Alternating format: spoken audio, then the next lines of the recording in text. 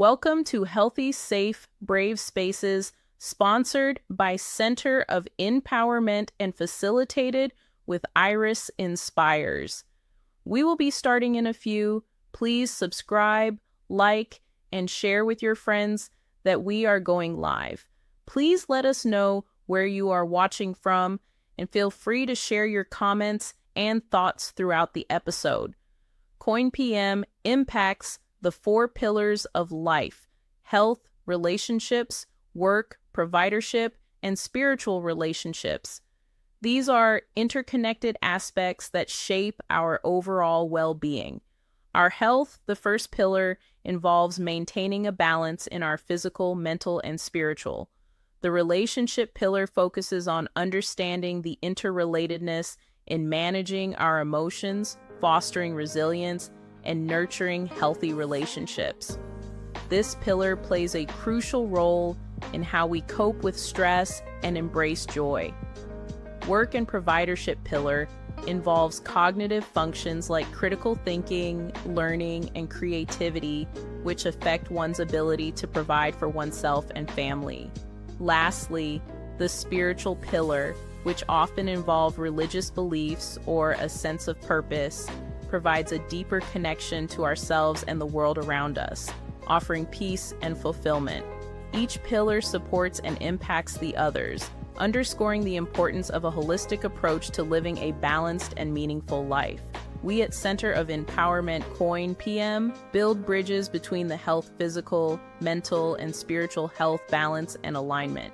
Understanding the interconnectedness directly affects all pillars and the interrelatedness of our relationships and experiences with self, family, finances, and God.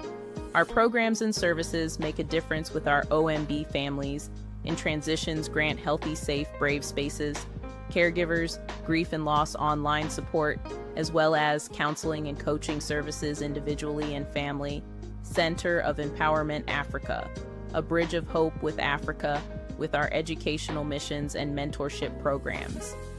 Learn how you can support this mission today with the QR code or going to www.coinpm.org. Africa, become a bridge builder. Today, scan here or go to www.coinpm.org. Donate. We are 501c3 compliant and all of your contributions are 100% tax deductible. Thank you for being here tonight. Get comfortable and let's engage in a thought-provoking, caring, inspiring, real talk, real experience, real hope dialogue.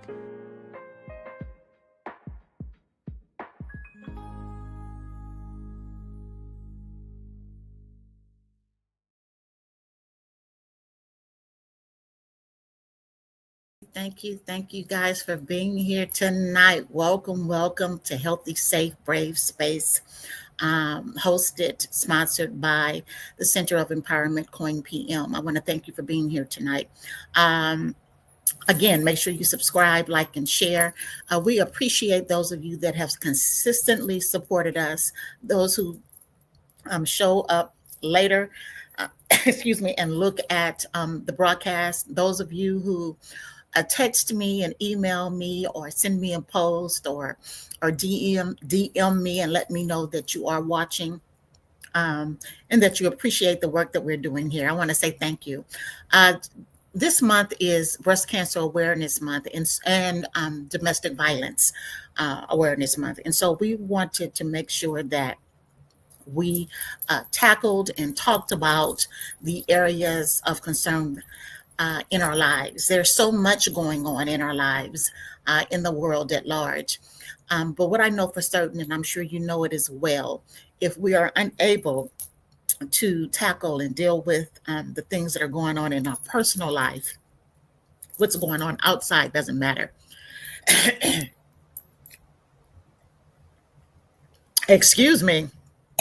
So with that said, make sure you let your friends and loved ones know. I'm going to give a little more time, about another minute or so. We're going to go ahead and jump right in and get started with the support group for tonight. So this is our online support group, okay, in terms of the public forum. But we do have behind the wall, I call it behind the wall support groups, where you are able to come in and join in on a Zoom link And we're looking at opening up to going back into where we have face-to-face. We kind of pulled away from that during the pandemic and never really went back to face-to-face. And so we are looking at the possibilities of doing that, although they say COVID is kicking back up, but that's a whole nother subject matter. Okay. But we want to make sure to let you know that we do offer that as a support ongoing. So this is the one that we offer once a month. And then we have other services and referrals that we have that we can offer to you to support you in your journey of caregiving, of grief, loss, of trauma, shifting, changing the trajectory of your life.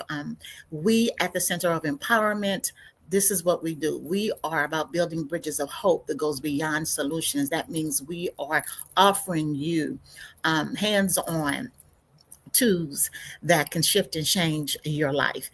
And we're not just offering you something we're talking about. We're offering you tools and things that we have used and utilized ourselves. And we have a passion for it because we walked through the journey of change. We walked through the journey of facing lack, the appearance of lack and living in lack, right? And how to shift and get out of that and move our families in a healthier mental space, a spiritual space, financial space, relationship space. How do we do that when there's so many things that we're faced with? All right, so make sure you put in the chat where you're checking in from. And for those of you that will be looking at this at a later date, please comment. It helps us keep our algorithm up. You sharing the video, the YouTube, the channel. It helps us keep our algorithm up as we share.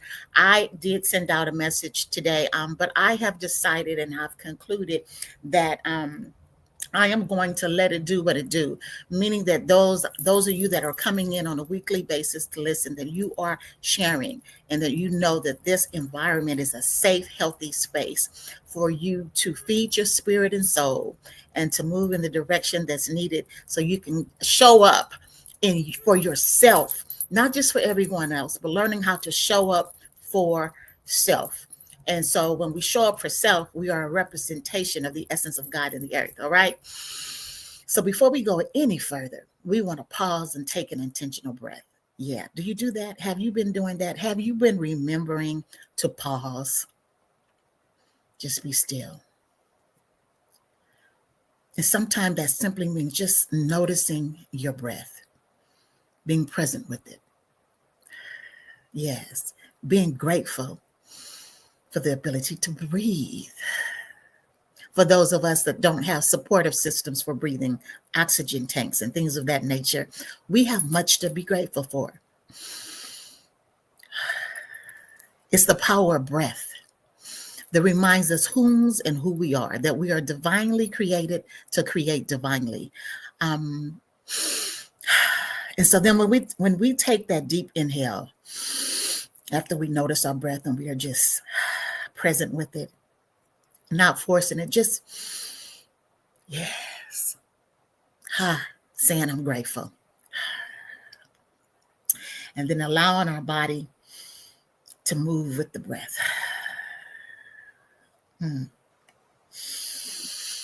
You cannot do that and not find gratitude.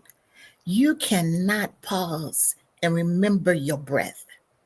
Pardon me if I get a little emotional because I am just grateful in this moment, you know. God has been good. The creator of all life has been good. And we are grateful. We're grateful. When God breathed the breath of life in me, you, them, us, we became a living soul. That means we became aware that we're spiritual beings with the authority to create through our breath, our word, our integrity, our character. How you breathing today? How you living today? How you showing up? Yes, that felt good. I needed that. If you didn't, I did. Okay. And so I'm grateful. I'm grateful. I'm grateful for breath. I'm grateful for breath. Tonight's episode, at the end of the show, by the way, we have a special presentation where we are honoring some of our loved ones that has gone before us and walked through breast cancer, and some cancer. We had a couple people that parent where it's cancer, ovarian and uterus cancer, and those are high among our community as well. So tonight is not about me giving you a whole lot of statistics and giving you a whole lot of technical jargon. That's not the intention of tonight. Tonight was simply to open up, give you a space, right, to ask me questions, to acknowledge the space that you may be in if you're walking through caring for your loved one. The suffering sometimes that we internally have. I can talk about this. We internally go through the hidden secrets that we keep to ourselves that we don't share, okay, as our caregiver to our loved ones, because we don't want them to be affected by anything negative, right? So we do our best. We work our hardest to keep our mindset, right? To keep our energy high. And most times, as a caregiver to our loved ones, I have found my experience, we're operating, especially, yeah, God is sustaining us.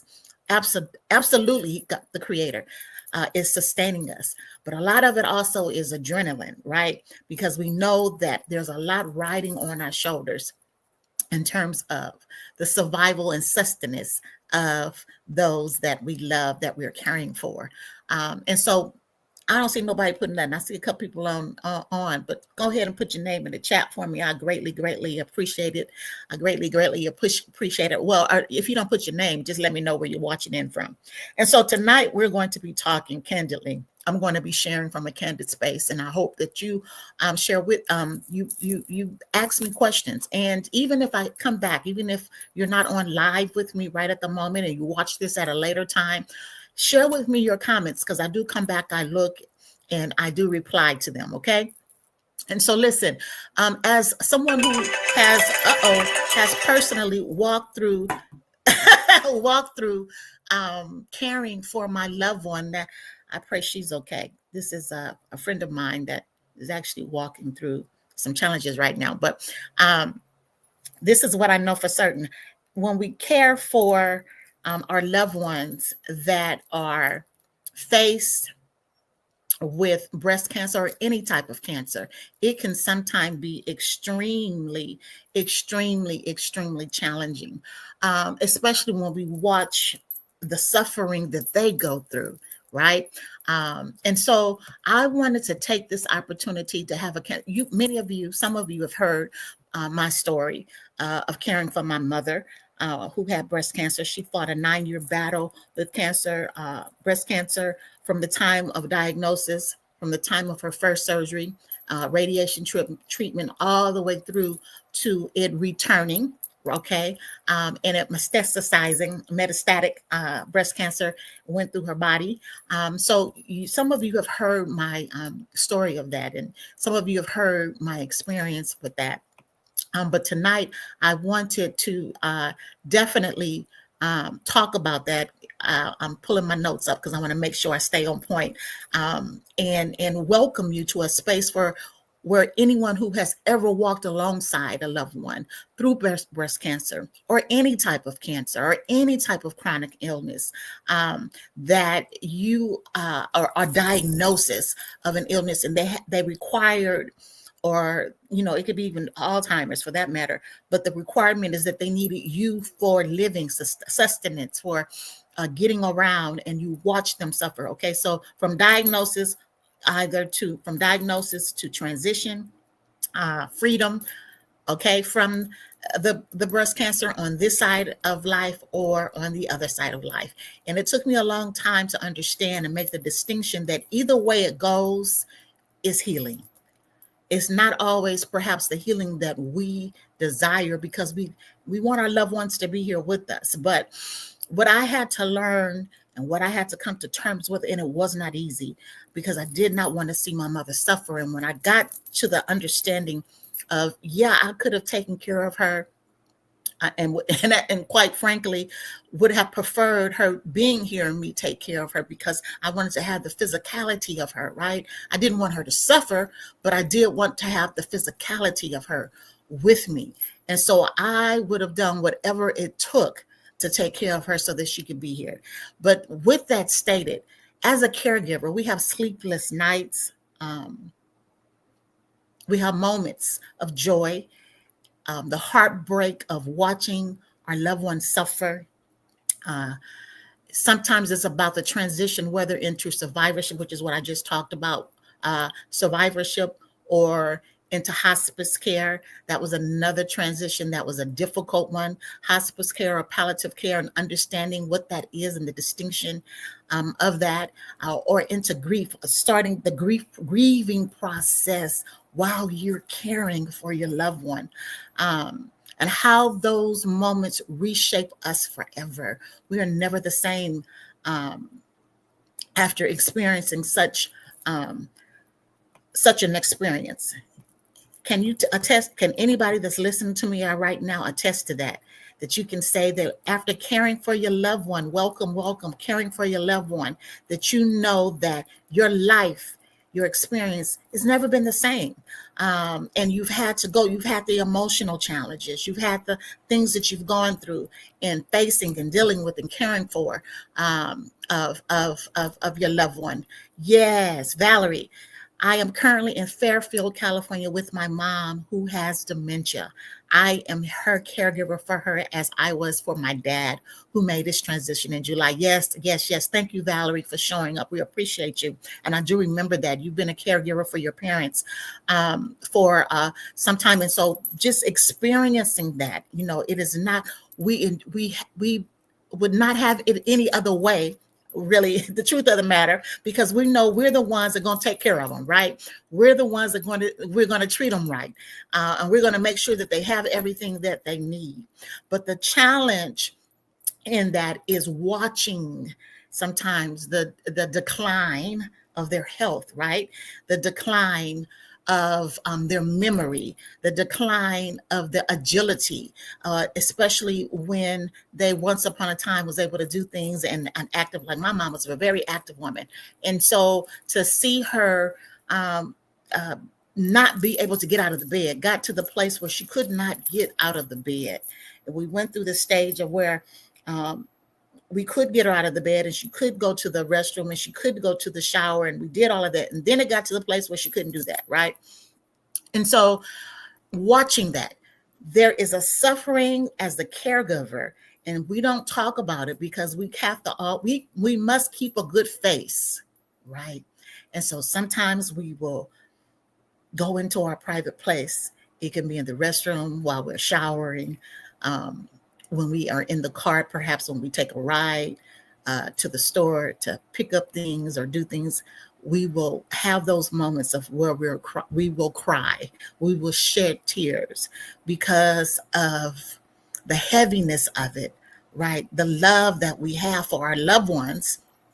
And there's a heaviness that also sometimes comes with that journey. Although there's a joy and there's a gratitude, there is a heaviness, okay? And so I'm here to just let you know there's some things that as I walk up through the journey of caring for my loved ones, there were some things that if I had known, okay, I may have made some different choices and decisions in the journey of caring for my mother, meaning that I would have handled and taken care of myself a little differently, a little better, in terms of how I took care of me, handled me, all right, my emotions, my feelings, and not beating myself up when I was exhausted and tired and maybe didn't feel like getting up and doing. And yeah, that happens, right?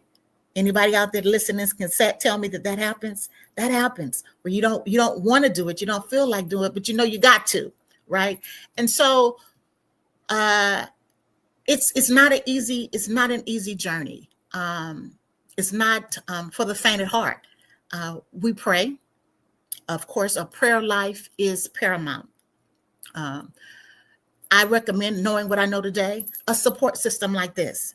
coming to support groups and giving yourself that space to come to support where like minds can relate to how you may be feeling and what you may be going through without judgment, right? Where you're able to express what you're feeling without judgment. Because sometimes we have feelings of neglect, unappreciated by ourselves. In families, 10 times out of 10, there's one person in that family that is the primary caregiver.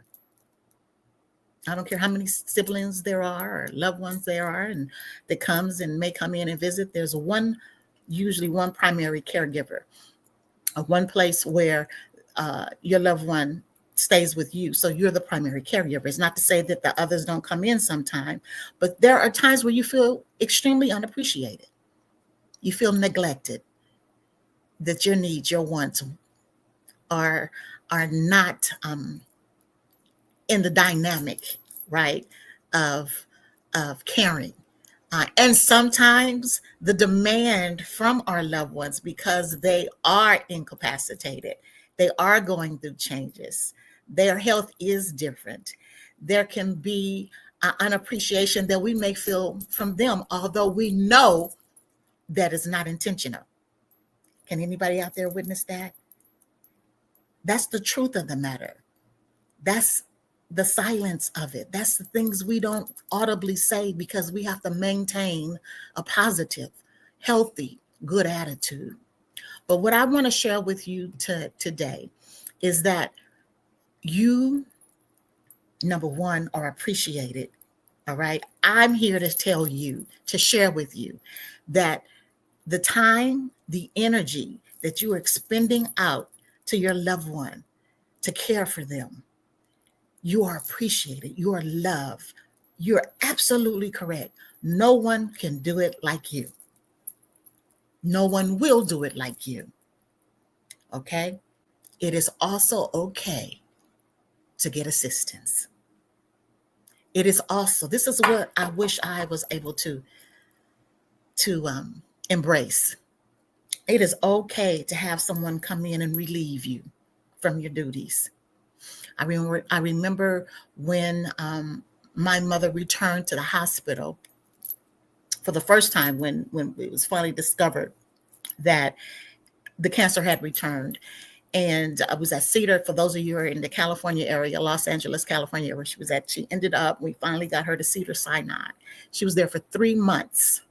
3 months. I had a 3-year-old at the time. I think he was 3. No, he was younger than 3. He may have been 2, a 2-year-old at the time.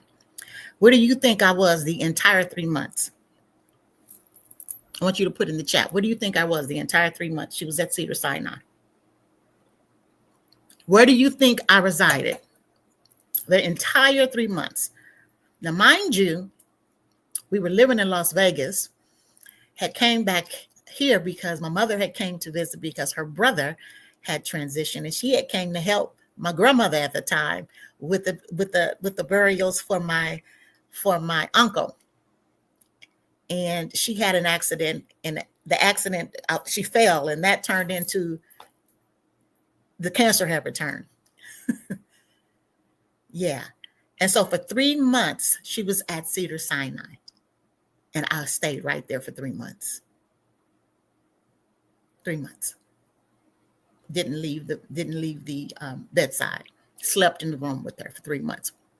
My child, there was family that helped me with my child, my sister and in-laws at the time, and they helped me with my son at the time. But for 3 months, I stayed, aunts and uncles. I stayed at the hospital. Yes, Valerie, I was at the hospital. I would shower, change clothes, and go back to the hospital. Knowing what I know today, now I do believe there was a part of fear in me because of what had happened on the onset of the hospital visit. The truth be told, I was operating in fear. That's why I did it. But looking at it today, looking back at it, reflecting back, and being of service to caregivers that are caring for their parents, caring for their grandparents, caring for their loved ones, what I would say is go home at night. go home at night. That's what I would say.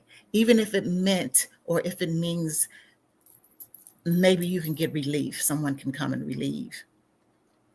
Okay. I do understand the not wanting just to leave your loved one in the care of a hospital. And what I will say is when she left out of there 3 months later, the hospital was in shock because they didn't think she was going to come out. They didn't think she would make it. And so I had called when she had left the ICU, the cancer ICU unit, and they told us to call and let us know what happens. And I called them. I said, we're going home. And you could hear in the background, the entire unit was clapping their hands. They was excited because nobody could believe it because of the condition that my mother was in. But we got her out of there. We got her out of there after staying there for 3 months. But the lesson that I'm sharing with you is that doing it again, I would not stay at the hospital 24 hours a day. I wouldn't do that again. Not like that. It doesn't mean that you're not caring and loving for your loved one. That's not what that means. And a lot of times when we're moving like that, it is because of fear. We say we're trusting God. We're saying we're trusting the Creator, but we truly are afraid that if we leave, they may leave. If we leave, something may happen to them. And so that is an internal suffering and a heaviness that we put on ourselves, right? Okay. But support groups, love groups, I like to call them love groups, healthy, safe, brave spaces is what we call ours. Love groups, healthy, safe, brave spaces. And connecting in these circles and connecting in these environments, you may find people, if you don't have family that can support you in giving you some relief, you may find people, extended family, that can do such. Okay. I hope that blessed them. I don't know who that was for. I wasn't intending on sharing that. So that someone needed that. All righty. All righty. But as we move forward, one of the things in looking back, looking back at it, I remember my health after caring for my mother, after she had transitioned. I did not know how much, it was the first time I learned that I had high blood pressure. And I couldn't figure out, how did that happen? Where did that come from? Where did high blood pressure come from, right? I started having heart palpitations. A lot of because I was carrying so much on my heart. And sometimes I had put up, I had added yesterday that Fannie Lou Hamer, because I was looking up some of the people, the women that had gone before us to see how they had transitioned. Fannie Lou Hamer died from a past transition from a heart attack, heart complications. And when you go back and look, we'll see a lot of that, heart complications. That's because we haven't released the heaviness, the stress. And let's add our diet, right? We're not eating healthy as we should, right? So you add all of that, and there's extra pressure on our heart. And that's why our blood pressure goes up. So looking back at it, looking at the stress that my body was under, I was sustained. God did sustain me during that period. I don't know how I got through it. Nothing but the grace and mercy of God. Nothing but the grace and mercy of God. Prayers. Nothing but that. However, there was a wiser way, wisdom way, healthier way to walk through that journey. And that's what I'm sharing with you tonight. You don't have to suffer in silence. All righty? Stay hidden behind.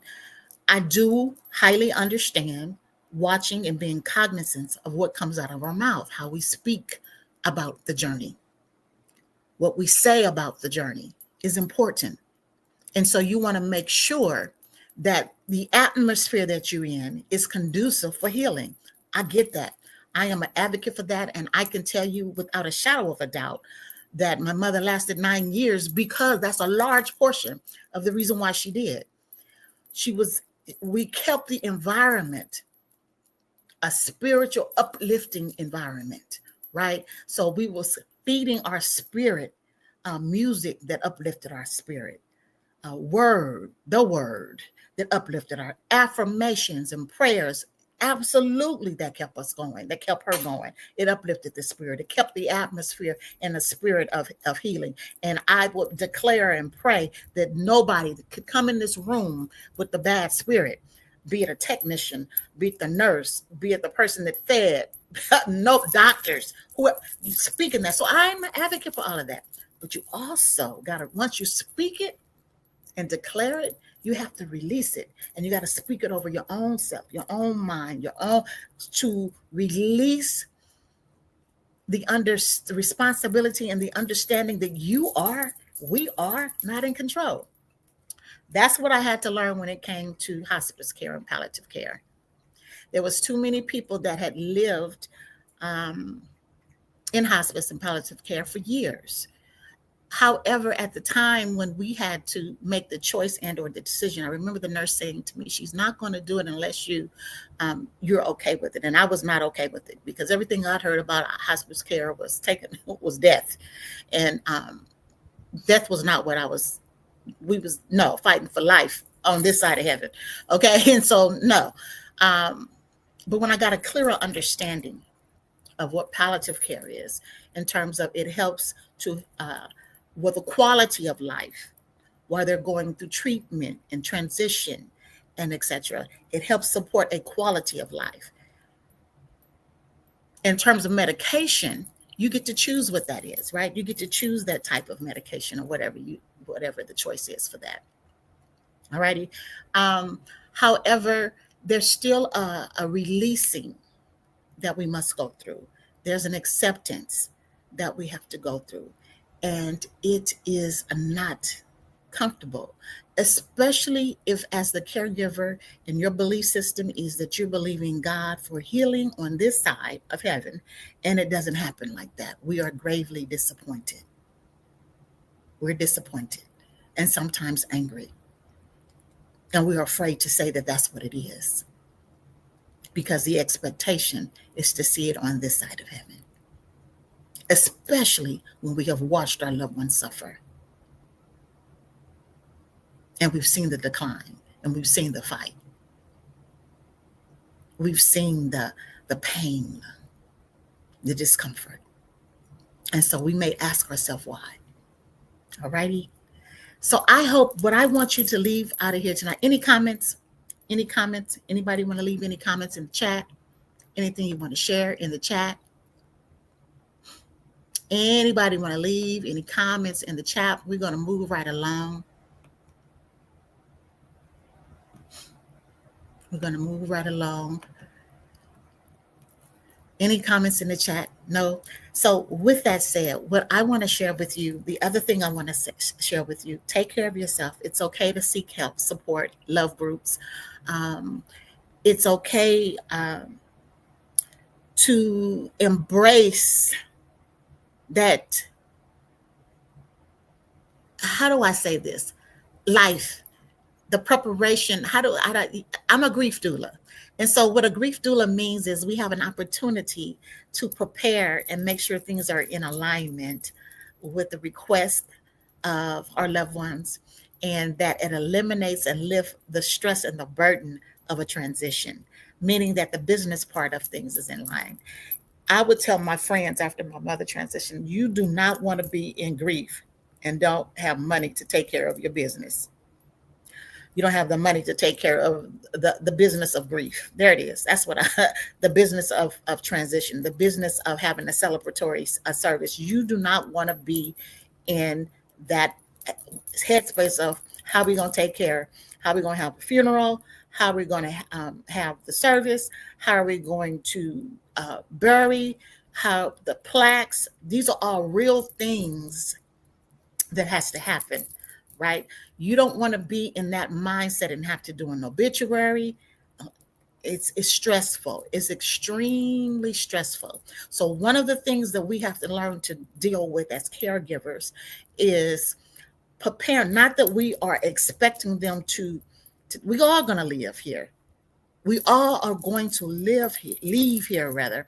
And so if we can begin to prepare, meaning have things in order, and we do have We do have actually Valerie's on tonight, some things to support you in that, where you have things in alignment. So if and when it happens, it's a more comfortable transition.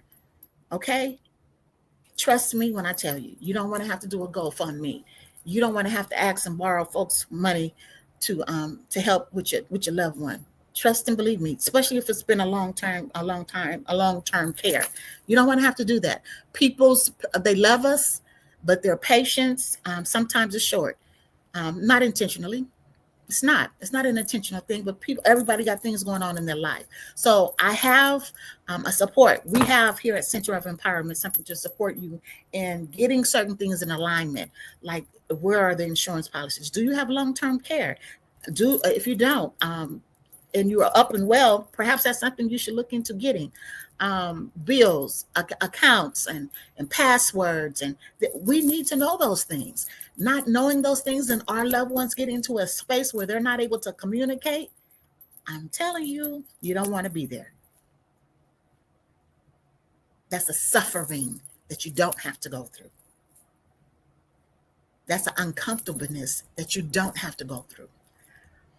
It's challenging and difficult enough to watch and see them decline, and then to see them decline and realize that you have not gotten all the information you needed to get so that you can have the transition and take care of the business of their life, of closing things and adjusting things and the power of attorneys and all those kinds of things. Okay, make sure that you get that taken care of. And if you do not have something to help you with that, Center of Empowerment, we have something to support you and offer you in getting that taken care of, and can connect you with the right people to handle that.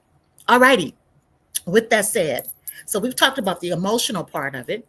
We've talked about the spiritual part of it.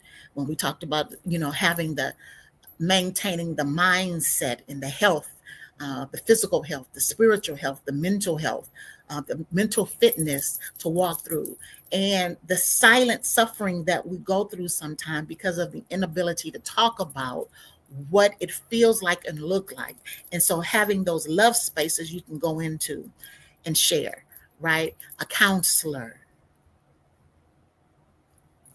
like yours truly, and we have a host of counselors that can support and work with you. All righty.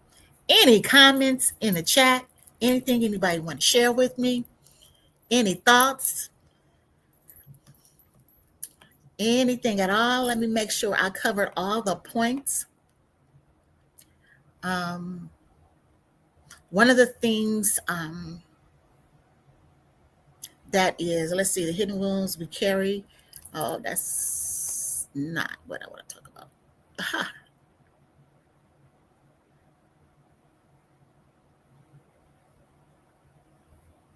All righty. So listen, love doesn't end where cancer begins. We're forever changing. For every caregiver, every fighter, every heart, still healing. Okay? For every caregiver, every fighter, and every heart, there's still healing. All righty? No matter embracing how healing shows up. Many times we will find that relationships are healed. Are mended, and not just mended and not just put back together, but healed, restored. Okay, together we carry the fight and the love forward. Through their fight, we find strength.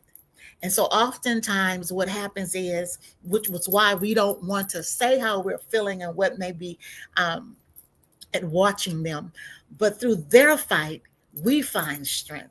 I know many times I would look at my mother, and I knew, especially when she was in prayer, I could tell when she was praying, right? And I remember even when she went through treatments, and that woman was amazing. And when she was a yes, she was a yes, and when she was a no, she was a no. She would tell the doctors, no, I'm not doing that. All right. And then later on, the doctors would come back and say, I'm so glad you didn't, because that could have turned things in a whole other direction. But that was her faith, her conviction, her awareness of self. What that did for me is it strengthened me to be aware of me, to be courageous. And so what I'm saying to you as a caregiver, You do not have to suffer in silence. All righty? Through their fight, you find strength. Holding space for love, loss, and everything in between.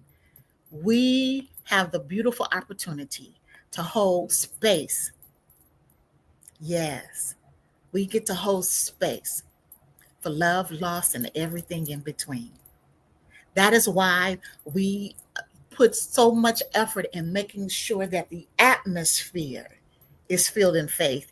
The atmosphere is filled in love, right? That no bad spirits, no bad attitudes enter into the space of healing. And so when you see that you as a caregiver are offering a space of healing, you are offering a space of regeneration, of restoration, of peace, of soul healing, spirit healing between you and the Creator, between them and the Creator. When you think about what they may be feeling and experience, right? And what you are going through and experience, it puts a different take on it and understanding on it. All righty. All righty. Well, that's it. That's all. If there's no comments in the chat, I want to say thank you for tuning in tonight. I pray, it's my prayer that something has been said to uplift your spirit. I've shared from my heart. I've given you what I have in the area of silent suffering, in the healing, the hidden secrets of our heart that we don't get to talk about and share. Remember that we do have what I call behind the wall support groups. So reach out to me if you would like to participate in that, participate in one-on-one sessions. We have a host of references. I am a grief and loss and caregiver, a trauma counselor. I am a grief doula. And I've explained, I gave you a little bit of what that is. I support you in the journey of healing. And I see healing with fresh new eyes today. I didn't see it the way I see it today. But I understand as a caregiver, we create space for healing. Now, that healing may not look like what I think it should look like. But when we understand when there's healing of spirit and soul and relationships,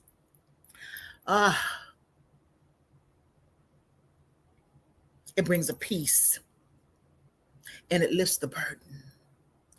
And the more we resist, here it is, when we resist that healing space, when we resist and we are not able to give way to the soul and the spirit to heal in the way that it needs to heal, so that it can live, because our loved ones live with us, right? We cherish. I can hear my mother, my grandmother. I can hear them periodically, if not all the time, especially when I'm making choices and decisions and things. Yes. Okay. Got it, Valerie. Yes. Thank you.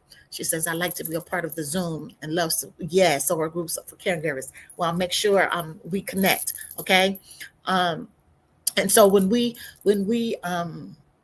are doing this and we're creating these spaces, it's a healing for us because it teaches us how we need to care for ourselves. Because many times our parents, because they were in the mode of surviving and providing, they were not able to take care of themselves. So we get an opportunity to see what we need to do to make sure we're taking care of ourselves. All right. All righty. I thank you so much for showing up. Don't go anywhere. We have a special presentation that we're going to be honoring those that have gone before us. I want to thank you. If you're not included in this one, do not worry about it. We have another one that we're going to be doing at the end of the month for those that have survived, lived, and are living on this side of earth, walking through cancer and living, have gotten to cancer free. That's on the last Thursday of the month. And then next week, somebody say next week, we have Valerie. She was going to be coming in and she's going to be talking about trauma, the secrets of trauma, purple raindrops. Yes. Trauma. So listen, don't go nowhere. I want to thank you guys. Go ahead and put your comments in the chat as I am getting this up together. Your girl is getting a little better with this with this. How do I do that? Wait a minute. Here we go.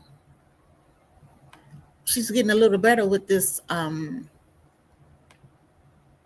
whole thing of a. Okay, wait a minute. Here we go. Let's hope it goes through. We're getting ready to share it right now. I love you too. Here we go. Here we go. Can you guys see that? Please let me know you can see it. We honor, we acknowledge, we remember, we breathe your name, actress, and the first Black African American woman to receive an Oscar. Years old, we breathe your name, mother and daughter, Koya Shahwar, 2021, 19-year-old Kira Shakur, 2025, we breathe your name. Songbird Minnie Ripperton, 1979, 31 years old, we breathe your name. Ananda Lewis, 2025, 52 years old, we breathe your name. We will never forget you. Soulful voice of civil rights, Nina Simone, 2003, 70 years old. We breathe your name. Mary Abina, also known as Mary Sanders, 2022. We breathe your name. Joe Ellen M. Milburn, fight 1996-1999. We breathe your name. Actress who played the first non-stereotypical sitcom character, Julia Diane Carroll, 2019, 84 years old. We breathe your name. London Richie, 2025, 39 years old. We breathe your name. Two of the most beautiful souls I've ever known, my mother and my daughter. Now rest together in heaven. Though their time on earth was far too short, their love continues to guide and comfort me every day. Mommy and Cheryl. My mother, November 4th, 1979, 47 years old. My daughter, January 4th, 2021, 37 years old. We breathe your name. Aunt Frances Thomas, we breathe your name. Mabel Jackson, 1979, 40 years old. Olivia Newton-John, 2022, 73 years old. Shannon Doherty, 2024, 53 years old. Erica Ash, 2024, 46 years old. Lynn Hudson. And to the woman that birthed me into the world, we breathe your name. Ollie Marie. I will never forget your love, resilience, life lessons, an example of prayer and faith. 2009, 65 years old. And to the souls whose names we do not have, we pause.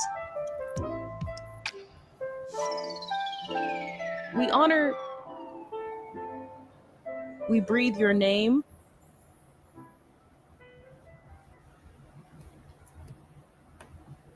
So I'm going to give you an opportunity as we have paused and acknowledge. If you have any loved ones, you want to put their names in the chat. We may not have received it. Put their names in the chat and we'll breathe their name. Yes. It is in these moments that remind us that our loved ones that are now our angels, our ancestors, that has gone before us so that we may live. We have a choice as we remember and we call forth. As we give, as we care, as we love, as we stand, as we be, we stand on the shoulders of great men and women. Yes, we breathe your name. Sheila Jefferson, we breathe your name. Yes. Anyone else? Yes. Rhonda Jefferson. Oh, yes. Yes. Rhonda Jefferson. Ashe, we breathe your name. Yes. Anyone else? Anyone else? We're grateful for the lives they have lived, for the legacy they have left, for the courage, for the faith, for the resilience, for the hope, for the choice.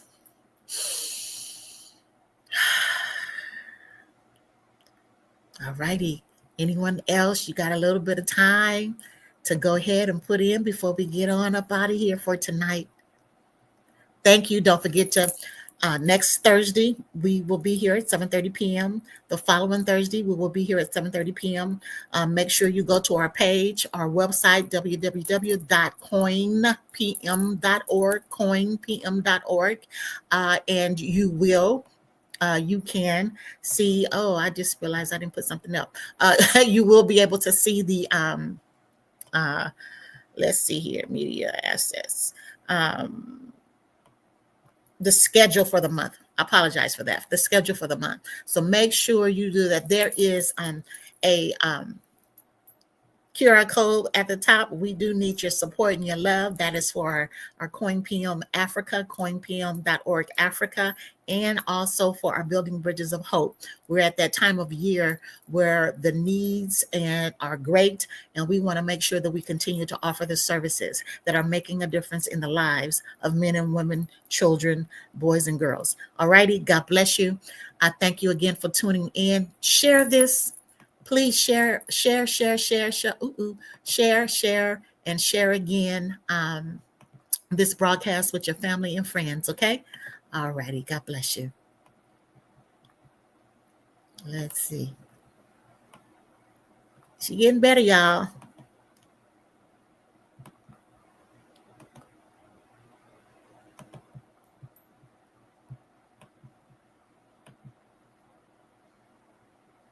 Okay, why isn't that going through? It's not cooperating. Here we go.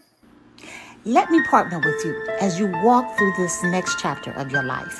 Let us unpack the blocks, the blind spots together and get to the next level, your divine purpose in this season. Let's help you shed the weight that distracts from you living in fulfillment. Meet me in my healing space. Confirm with me today.